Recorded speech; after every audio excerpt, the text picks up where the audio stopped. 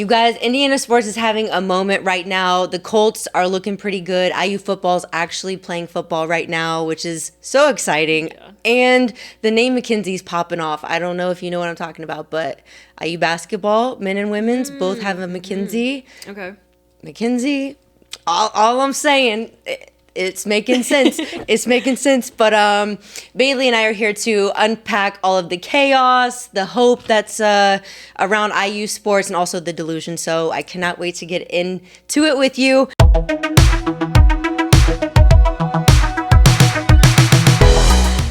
I've got one of my favorite people joining me. She's huge in the sports media world. She's killing it.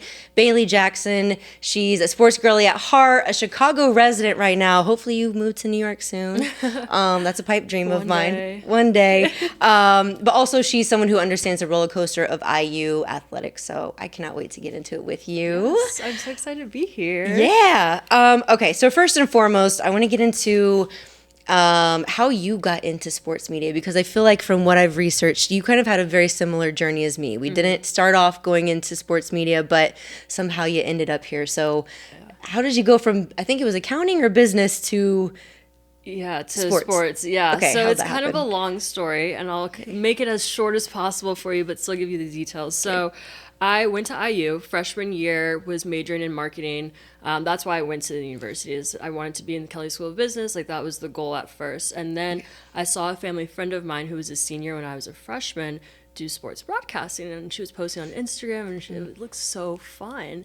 And at the time when I was a freshman, we had a really good basketball recruiting class. So there was a lot of hype around the basketball team, the athletic program in general. What year was that? That was 2018. So that would have been like Romeo Langford's year.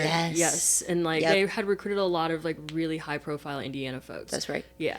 I forgot. Yeah. I forgot about Romeo. Yeah. I know. Yeah, kind of. I think Mine was like everybody's Victor Oladipo, and like Paul George was like very beginning when I got yeah. there. Yeah. Or he was leaving almost at that time. Okay, Romeo Langford. That was a good recruiting class. You're right. Right, yeah. So, like I said, a lot of hype. And I guess being from Indiana, like, I understood IU basketball had a lot of history and had a huge fan base. But, like, I never really bought into that. I grew up an Ohio State fan because of my dad. So, it was like me coming to IU, becoming a Hoosier, really embodying that. I was like, wow, I'm like, I get it now. And as a result, I was like seeing her doing what she was doing on the broadcasting side. I was like, I kind of want to try this out. I'm a person who's like big into just getting my hands in different buckets and kind of seeing what sticks.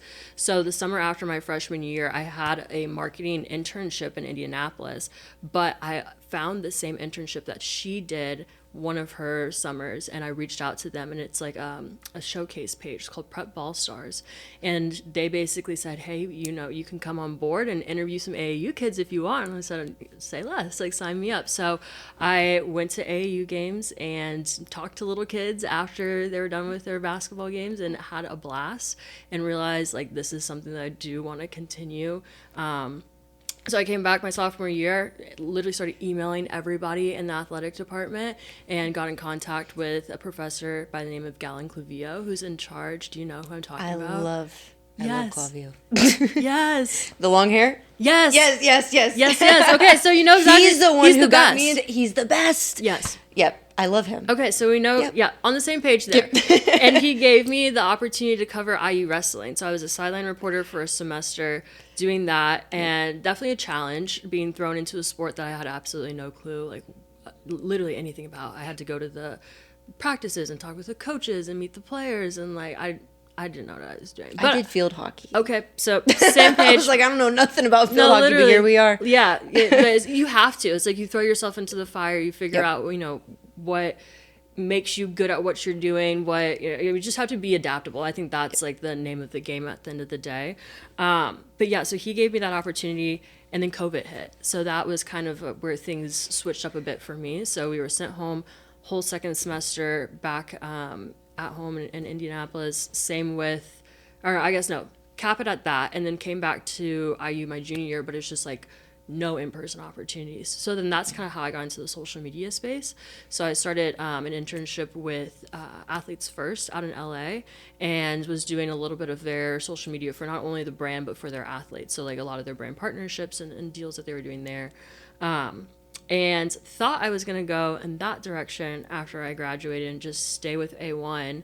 But I took a job with Oracle because at that time it's like I had all of this marketing experience, and that resume was definitely positioning me better for full-time post-grad job than the sports reporting was. But knew my heart still was in the sports reporting world, so I was like, I'll just come back to it at some point. I was 6 weeks into my job at Oracle and I got laid off. And yeah, it was came with a huge that door surprise. shut real quick. No, but for good reason though. And that same night that I got laid off, I was literally in Austin, Texas, where headquarters are, looking at apartments with my mom, like fully prepared to move down there. And that night the night after I got that call, we were just, chatting. I was like, okay, what's next? Because I felt like, I don't know what to do. Like I'm behind now. All my friends have these jobs and they're moving on with their lives. And I'm kind of like set back 6 months. And she's like, well, like you have this interest in sports reporting and you have this experience in social media. Like, why don't you figure out a way to combine the two? I'm like, okay. So I started at Bailey Jackson Sports and haven't stopped posting, and 3 years later here we are. So. You're so good at what you do though. Like, thank you. I can tell you have such a drive about you because you're consistent, and consistency is the number one thing it's one thing I struggle with. I think a lot of people do is like sometimes you wake up and you're like, I just don't want to do it today.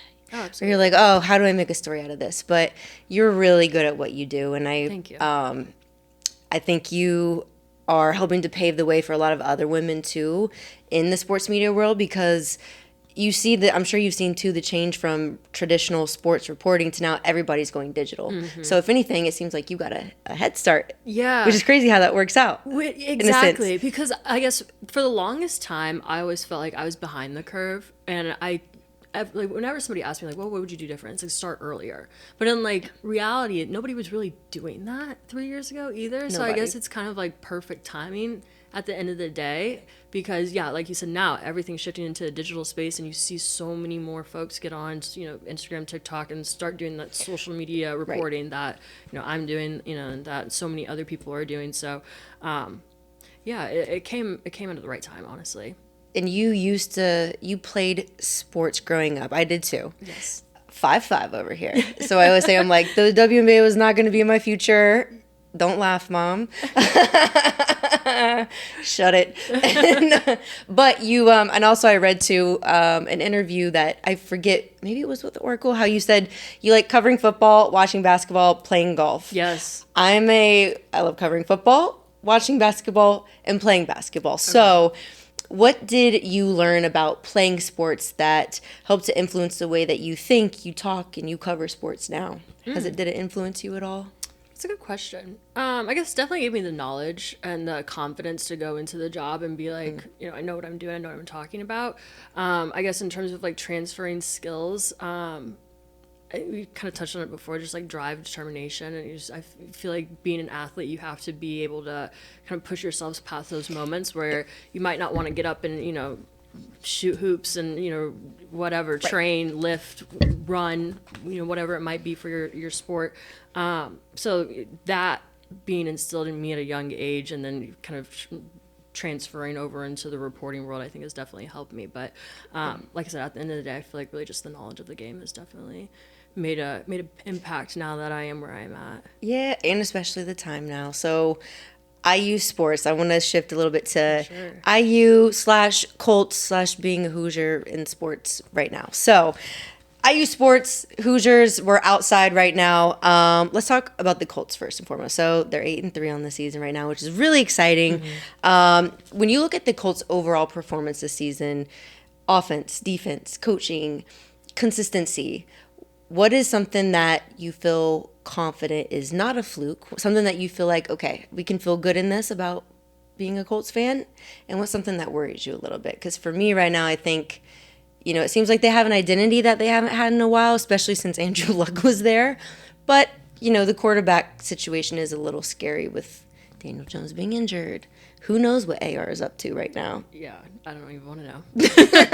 So how do you feel about the Colts right now? What do you feel good about? What are you a little still on the fence about? Yeah, I think that the Colts in the past, and I've said this before, they play to the team. They play to the level in which the team that they're playing is at. And that's what worries me because their schedule hasn't been the strongest this season. They've played some weaker teams, some teams that aren't necessarily as good as we might have thought, or we just knew they weren't going to be that level. So we saw it with the Chiefs this weekend. It's like that was a good test for them, where obviously it was an overtime loss, so they held it out for a really long time and they were looking good for a while.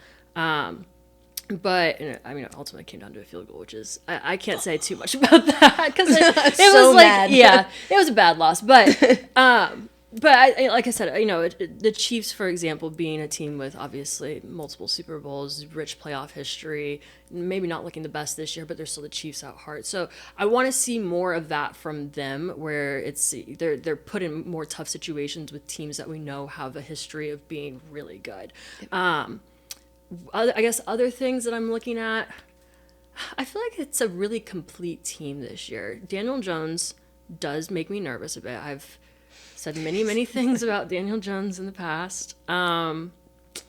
But I have a lot of confidence in him. I have more confidence in him than I do in AR. 1,000%. Yeah. So I would much rather see him on the field and we just get whatever we get from him than try to go with, plan B. I think coaching's been solid. I've loved the addition of Shane Steichen the past couple of years. And I love the addition, or not even addition, but just Carly, the now owner, Carly Ursay. I'm obsessed with Carly Yeah. Ursay. I love her being on the sidelines. I'm Her like, I want to involvement. interview you. She's such an inspiration. Yeah. She's killing it. And Yeah. she's not in your face annoying either. Because, when you see owners like Jerry Jones who are all over the team, it's like, can you just get him out of the freaking way? Mm-hmm. But she seems cool. Very, very bought in. And I like that she is right there on the sideline. She's asking what plays are being run, why they're being, why they're doing a certain play. I was speaking to my friend Nick Cross, who's a safety for the Colts, and he's spoken to how great Carly is and why he likes her as an owner. So it's also great to see that not only is she bought in, but the players are bought into her too. And I think that's also what's making this team a lot more cohesive than it has been in years past. It's like everybody just kind of seems to be on the same page. And it doesn't seem like she's trying to boss anybody. Like, she's not Absolutely trying not. to come in and be like, this is my team and I own it and do Right. what I'm saying. It seems like she's trying to be on their level too. Right. Let which I think everybody takes- play their role, which is Yes. important. Very Yep. important. So Danny Dimes, well, I guess now Indiana Jones. Yes. He's injured. Regardless of the injury, where would you put him in the rankings of top quarterbacks in the NFL? Is he top 15 for you? Are there 14 quarterbacks? But There are 14 quarterbacks. Top 10, top 20. Where are you putting little Danny Jones when he's healthy? oh my gosh. Honestly, he surprised me. When the Colts picked him up, I was like, oh, God. But I'm like, wow, okay. Yeah, definitely a I'm swallowing my own words, biting my tongue type of situation, because at the beginning of the season I definitely was saying some other stuff about him. But yeah, no, he's definitely surprised me. I don't know where I'd rank him in the league. I would say top 15 is fair. I wouldn't put him bottom 15. But I don't know where I'd say he ranks 1 through 15. Top 10. Would you put him above Sam Darnold? No. Would you put him above Jameis Winston? Yes. Okay. Maybe like he's not top 10, but he definitely makes top 15. I don't know. I'm gonna place him like 12. I just don't know in my 12, head that's right a good now. number. Yeah. Okay. I don't know where or who are the other 11 before him. I'd have to sit down and really think about it. But yeah, I would give him that. Okay. He's like above the two Sam Oh, Darnold. absolutely. Yeah. Okay. Above Tua for sure. He's like tier 2. Okay, Yeah. perfect. Okay. Well, I do have to ask you about, so the investigation into the game post-Chiefs loss, how everybody, I don't know if you saw it. I was Googling, like, obviously things, and people were mad about the calls that were being made. And I'm not somebody who has my head in the clouds. I've always been like, the refs are in on it at some point. So not always, but on a scale of like 1 to that's never happening, how likely do you think it is that something is going to be done by the NFL in terms of like bad calls? What confidence level do you have in the NFL doing anything? minimal.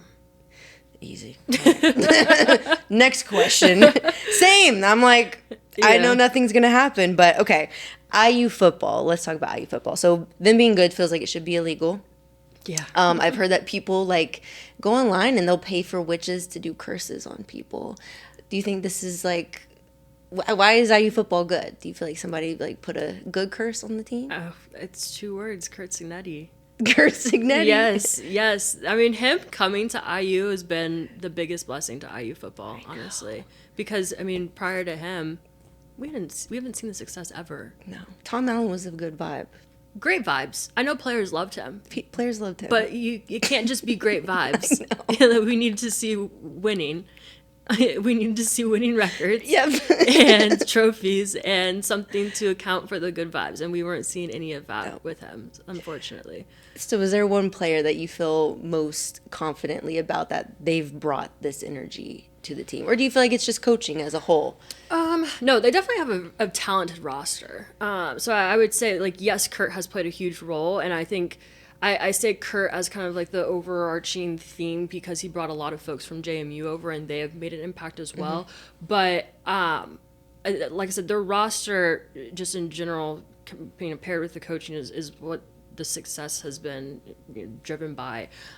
Player-wise, thank God Mendoza's not at Cal anymore and he's with us because, he has been a difference maker.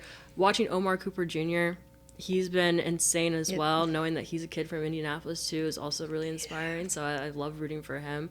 But yeah, those are the 2 players that are probably on my highest on my radar for IU right now. So basketball, I won't lie, I personally haven't watched really much at all any college basketball. Mm-hmm. Have you watched any? I'm just now getting into it. I've been so locked in on football. Me too. Yeah. Well, the IU Hoosiers are doing a good job, men and women, which is freaking crazy to think that the football team, the men's basketball and women's basketball are doing an amazing job. So I was going to ask you what you were most excited about for IU basketball, but I guess now it's just starting to watch it for both of us. Honestly, it is. It's tapping in, seeing how the team's doing. We have a new coach for men's basketball, right? Because Woodson's out. So it's just seeing how he... Well, they kind of needed that because the basketball hasn't been good. No, it hasn't. Yeah, basketball's it's been a rocky, rocky path. But yeah, seeing how he fits into just IU as a whole, fits in with this team, I'm excited to see how that plays out. But yeah, I saw a graphic earlier today. It was like Michigan and Tennessee run like the college sports space because they have like women's basketball, men's basketball, and then football all ranked top 25. I was like, IU will be on that list. Yeah. By the end of the season, for sure. Easy. We're calling it right now. Yeah. Okay. Indiana versus Chicago, energy check. Okay. So, you live in Chicago now. How different is this? I don't know how involved you are in Chicago sports because I see a lot of your stuff and it's a lot of Colts, IU, Hoosier stuff. But from what you have experienced around here, how does the Chicago sports scene differ from the Indiana sports scene? Good, bad, or anything you've noticed that you're like, oh, I wish we were more like this, or I don't know.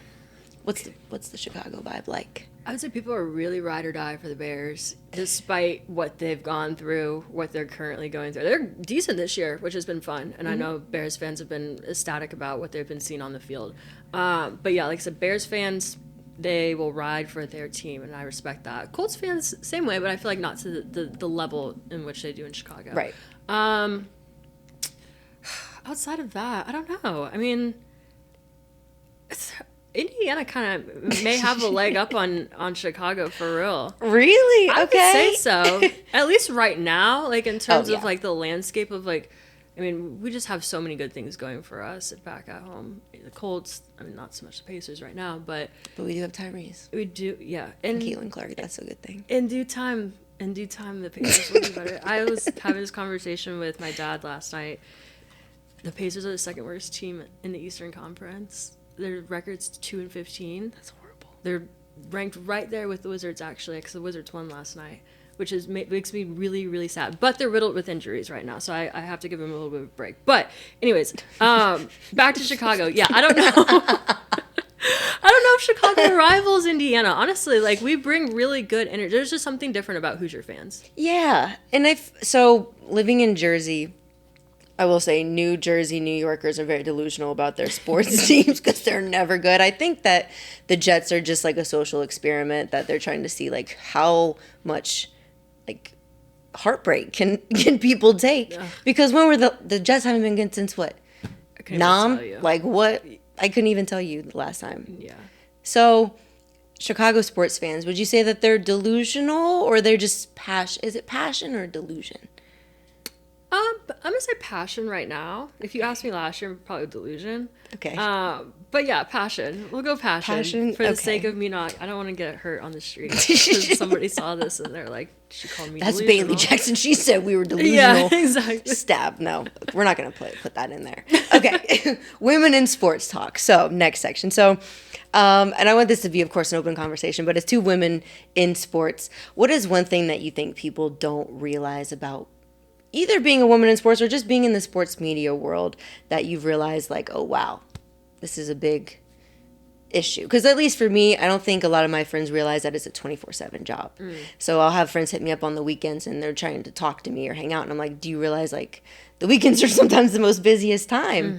Or even, you know, having another job or whatever it is. I don't think a lot of people realize that sports media, it's 24/7. You got to be online, reading up on what's going on in social media. So what's one thing you've realized that people don't realize? Yeah, I definitely agree with you on just the time aspect of things. That's been, even just as I've grown in my career, understanding that I really do have to be way more invested than I think, or at least I thought I did.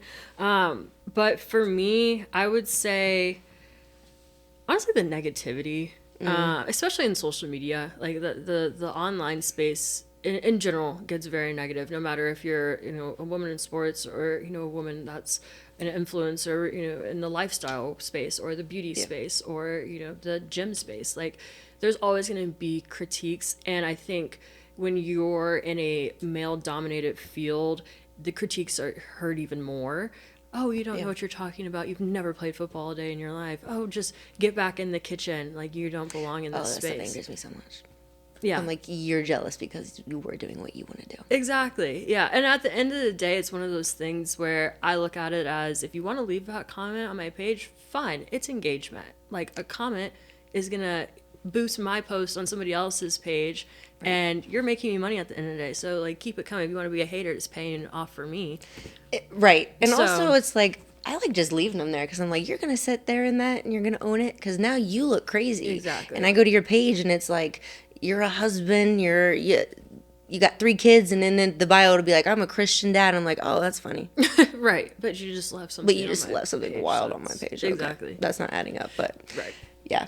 Yeah, I would agree with that. The delusion of other people and just the the hateful comments. But you have to get a thick skin at the end of the day, and then I love what you put out. So, woman to woman, keep it up. I appreciate it. Was there a moment in your career when you were like, oh, this is for me? I don't know. I feel like there's always been, like, I don't know if there's been a defining moment, honestly. There's definitely been times where I've doubted if this is like the right path for me, especially early on, where I'm just like throwing stuff at the wall and seeing what sticks, and it's like things are getting like 30 views, and I'm like, okay, like, do we keep doing this? I would say maybe like the moment that I was like, oh, like I can do this, was when I got invited on my first brand trip, and I went out to Vegas for NBA Cup. Oh, I thought you were just going to say the F1 that you just went Oh, to. no, Okay, no. so this is even before. This was like almost 2 years ago now. Oh, my goodness. I went out to Vegas, you. and that was like the first time a brand had really recognized me. I think I had worked with, my first brand partnership came like some months ago with FanDuel. And I would say that's maybe on par with this one too, where it's like a brand recognizing me for what I'm doing and thinking like I'm worth investing in. Yeah. I would say like those moments, even to this day, make me confident and like really kind of, I guess, define the fact that I'm in the right space and I'm doing the right thing and that I'm like on the right track. It's paying off. Exactly. When I was in college, I was doing broadcast journalism, and my boyfriend at the time was doing sports, and he was like, you should think about doing sports, because I told him, I'm like, I don't like politics, and I feel like this is all broadcast journalism. It's what's going on right now, or this place is opening up, and I was like, I don't really care about this stuff. I like being funny, doing media, and I love sports, and he was like, think about doing sports. So when I got into doing this, it was really overwhelming for me, because I'm like, I didn't grow up watching sports. Like, we'd had Peyton Manning and, Bob Knight throwing the chair, but even at that, I wasn't old enough to really know that. Because when was Bob Knight the coach? Long time ago, 80s? yeah. Yeah. Yeah, so I just remember watching, like, highlight clips of him throwing the chair and stuff. But, like, we had Peyton Manning, but for me, that was overwhelming to think, like, to me getting into sports, I had to know all these stats, and I had to know the history, which obviously now, is not necessarily the truth. You should know some of your history, but sure. you don't have to recall how many touchdowns somebody had. It's more about your presence, your confidence. What do you bring to the table? Because we got our phones at the tip of our fingers and we can look up whatever we want. So if there's one piece of advice that you could give your younger self, or women looking to get into sports media, but they feel maybe like they're not good enough, or they're not knowledgeable enough about the history, what would be your advice to them?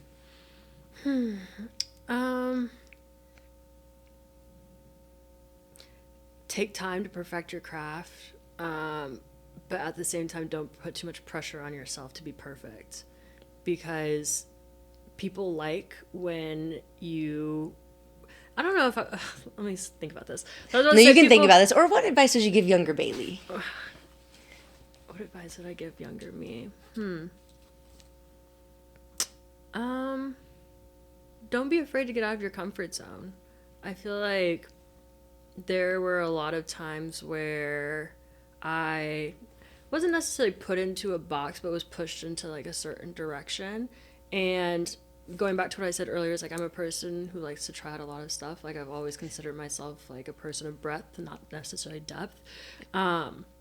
So just at a younger age, being more okay with putting myself in uncomfortable positions, obviously safe positions, but like uncomfortable positions that allow me to grow. I feel like I did a lot of that when I got to maybe like a little later in high school and college, but like even just earlier on, I wish I would have just said, hey, do it, try it, see what happens, and go from there. I like that, yeah. Because especially with like the wrestling. Yeah, exactly. Who would have known? Who would have thought? Literally. And look where we are now. All right. Okay, so we're going through this quickly. How long have we been talking for? About almost half an hour. Okay, not bad. Okay. All right, so this is called the Hoosier Hot Seat. Okay. So, I'm ready. no thinking, just one word answers. Okay. Or one sentence answers. Okay. IU football, legit or delusional? Legit. Colts confidence level 1 through 10. 8. IU basketball in March, hope or heartbreak? Heartbreak. Favorite Hoosier sports memory?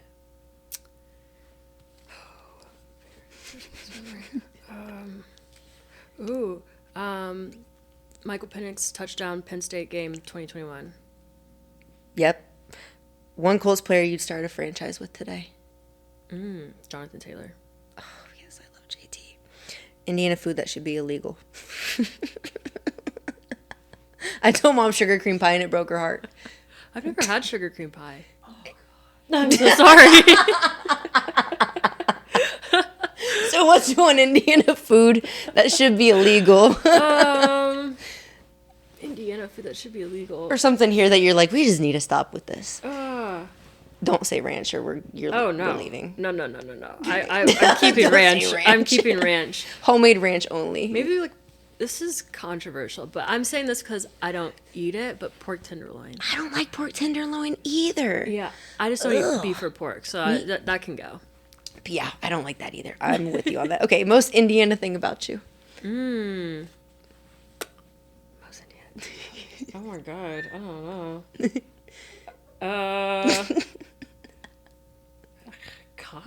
God. She's a Chicago gal. I love driving through like the back roads and like just having like the music on and windows down in the summer and you're just in the cornfields. Like I don't get to do that often at this point in life, but like I really did enjoy that. Like when I lived back at home. I know. I do miss that. And I don't have a car up in Jersey, and I'm like, I just wish I could just play the music. And same thing, just Exactly, scream. right. Blast your favorite song. Nobody hears you except Yes. yourself. You can sound as bad as you want to. Yes, exactly. Okay, your favorite song at the perfect transition, or your number one song at the moment. Ooh. These are hard questions. It's always the personal ones that get me. I'm like, You're right. Oh my god, what is my favorite song? Oh my gosh. I don't know the name of it. sing it. Oh no. It's Olivia Dean. Oh, come be the man I need. No, it's a different one from the same album though. Oof. I just butchered that. It's like Close your eyes, Mom. The dramatic eyes like this. I'm I'm trying to think. What are the lyrics? Just you don't even gotta sing. like- What are the lyrics? Oh god, no, I don't even know the lyrics. Basically, like. Can I grab my phone? Yeah, I'm gonna get- play it for you. Because I'm really bad with. Now I'm curious as to what this song is. It's you definitely heard. I love Olivia Dean. I'm seeing her next August. Yeah, I can't wait. I'm obsessed with her. I'm glad She's so cute. like making such a big name for herself I right know. now. I love her outfits. How she's just so. Okay, it's called A Couple Minutes. It's like slower. I've not heard this. Oh, it's so good. Let me skip to the chorus. Play it. Let's see. Choo-choo-choo. Okay.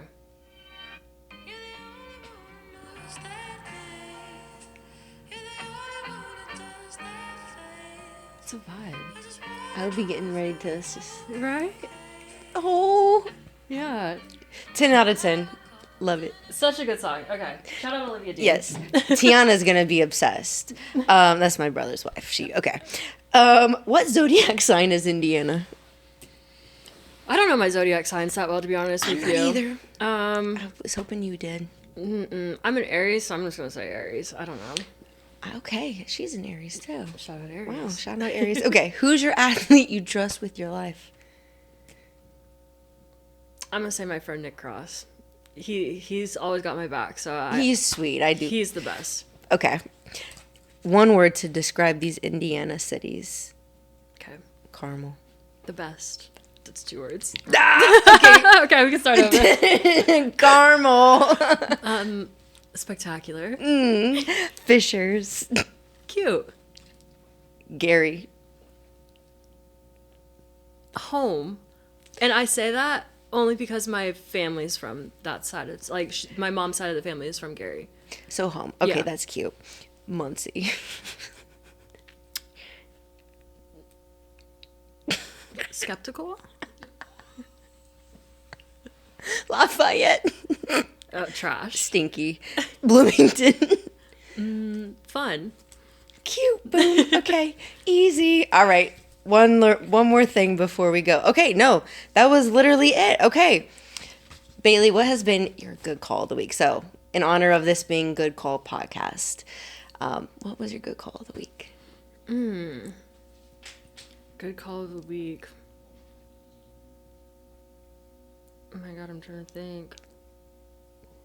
This is a hard question because whenever I think to myself, I'm like, what was my good call of the week? Mine this week was definitely setting boundaries Okay. with being on my phone. I feel like I get very overwhelmed, and I like being somebody who can do a lot of different things, but just because I can doesn't mean I should. Because I get overwhelmed, and then I'm like, and then I'm crash out mode. No, I like that. And then I'm like, I don't want nobody to talk to me. So mine was putting Yeah. boundaries of like, when I'm overwhelmed, put it away. Put the phone down. No, Yeah. I hear you. That was my good call. What was yours?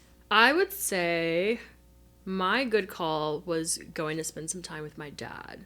So he lives out in Naperville, which is about like 45 minutes outside the city. And I see him pretty frequently, like on a weekly basis. But we will do like holidays apart because my parents are divorced. So he's going to Ohio for Thanksgiving. And I was like, I really just need to go and spend some time with him because I could have just not and stayed at home, kind of like what I wanted to. But I was like, you know what?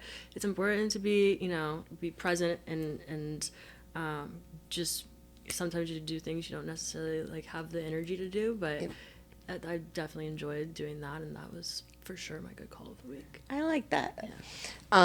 You mentioned this, or you kind of maybe possibly touched a little bit on it, but was there a moment in your career where you felt like your faith really tested you, or a moment where you're like, I had to have a lot of faith in myself to accomplish this or accomplish that? What was a big moment for you recently where you felt like you had to rely on your faith?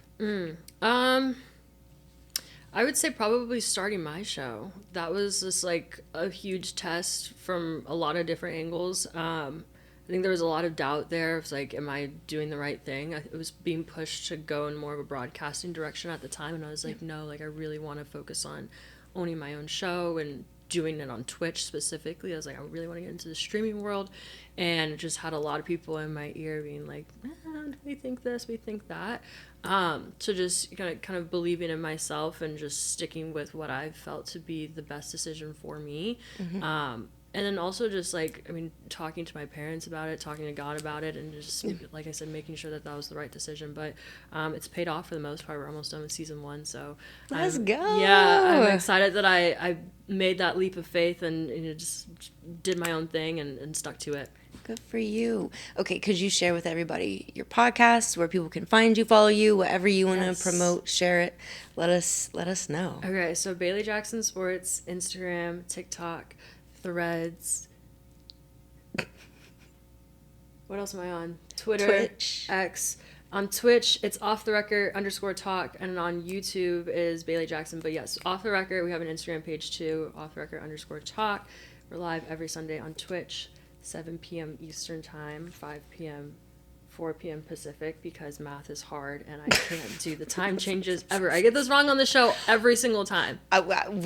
Coming here, I was like, so technically if we're 5 hours early, then it's only 4 hours behind. Yeah. Time be confusing me. So, Absolutely. Okay. So 4 p.m. 4 p.m. Pacific, 7 p.m. Eastern Time. Okay. Twitch, every Sunday.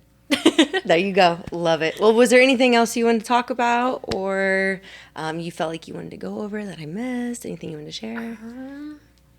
What else? What do you have coming up that is exciting for What do I yourself? have coming up? Okay, so I think maybe by the time our episode is out, this will be out. So I'm co-hosting the Big Pod with Shaq. So when Adam Lefko steps out, he has asked me to step in to replace Adam. So What? yes, That's huge. Yeah, thank you. So we just filmed an This is episode exciting. last Wednesday in New York. I was there in and out so quick, and it was probably the best 24 hours of my life. But we sat down with Carmelo Anthony and Hassan Minaj. So great interview. It will be coming out, I think, December 10th, but I'm excited to continue doing some more episodes with him. So that's on the horizon. Very excited about that. I literally, before I even knew any of this, I was like, when are you coming to New York? Yeah. I was just there. I'm so sorry. I was Well, no, literally there no. so fast. No, next, all I'm saying is move. Oh my New God, York. okay, When are you yeah. going to move? Come to the Jersey know. City side. I That's got all the hookups for you. I appreciate it. I'm really considering, honestly, this might be my last year in Chicago. My lease ends in July, and I've been telling myself that I don't want to be a Midwesterner for life. Like, I've definitely enjoyed being in Indiana and Chicago, but, like, that's all I've ever known is Bloomington, Carmel, Yeah. and Chicago. And I think going back to the point I made earlier, just about pushing myself outside my comfort zone and growing, like, I need to be in a different part of the country and explore and experience different things. It's like, I can't experience everything in just 2 states. And I travel a lot, which is great, but that's so different than living somewhere else. It is. So there will be hopefully a time very soon where I make a move, and New York is on my list, like, seriously. But so is Miami and Atlanta and Dallas and LA. I'll tell you too. I've lived in Jersey for over almost 6 years now. Yeah. I love it. It was one of the best career moves that I've made. But I would be totally okay moving at this point to Miami Okay. because it's warm. Yeah. And tax reasons, but that's another side. No, I get deep it. Note, but like, Yeah. you're always welcome to come to Jersey side. Like I know, said, you yeah. have a friend over there. For sure. But I would say moving is it's very you grow a lot Yeah, because you're away from family. You got to make friends. Yeah, it's You gotta figure it definitely out. it's a leap, and then that you make a good point about making friends. It's like the community aspect, and that's what I've been keeping in mind about like just any of the cities I've been looking at. Is okay, well, where do I at least maybe know one or two people or to start off with, as opposed to like going to Houston where I know nobody, and it's like, okay, well, now we got to build from the ground up, and how do I make friends? It's like actually kind of scary making friends in your adult life, but You're friendly though. thank you. You're sweet. I'm like really reserved though, like I can tell you're a little bit. I mean, yeah. I should be more reserved. I feel like I'm like, Mom, I can talk somebody's ear off, and half the time people are like, oh my God. But like, that's good though. I mean, and also you're 28, 29? 25. You're 25. Girl, you're so young. You're so young. I'm 30, almost 31. So like, you're young. You got time to figure it out. You'll bloom. When I feel like when I moved, that's when I got out of my comfort zone. Because in Indiana, I never wanted to move, and Mom could tell you too. I never wanted to move. I was like, I don't want to change schools, nothing. And then as soon as I was forced to, it was like, oh, this is kind of fun. You meet new people, but wherever you end up, you'll do a good job. No, I appreciate it. Might be New York. We'll see. If you do, hit me up. But yeah, so Bailey, thank you for joining me. Thank you. Thank you for validating my Colts and IU delusion today. IU sports is up. Hoosiers are up. We're just the messengers, so don't be mad. My name is Mackenzie Salmon. Again, this is Bailey Jackson. This has been Good Call. Send this to a Hoosier who's also a little bit delusional about sports. And we'll see you guys next time. Bye.